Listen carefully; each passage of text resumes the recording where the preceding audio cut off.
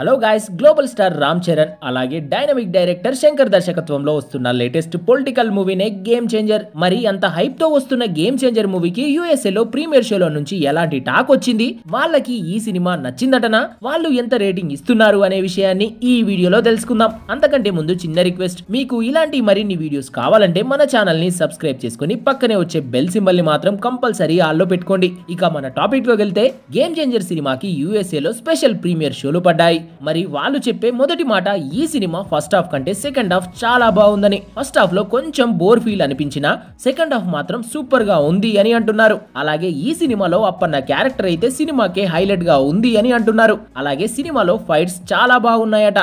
ఇక బీజిఎం విషయానికి వస్తే సీన్స్ కి తగ్గట్టుగా ఉంది అని అంటున్నారు. ఇక మొత్తంగా ఈ సినిమా గురించి వాళ్ళు చెప్పే మాట, ఎమోషనల్ గా అలాగే గ్రిప్పింగ్ గా చెప్పడంలో శంకర్ సక్సెస్ అయ్యాడు అని అంటున్నారు. అలాగే వాళ్ళు 3.5 రేటింగ్ కూడా ఇస్తున్నారు.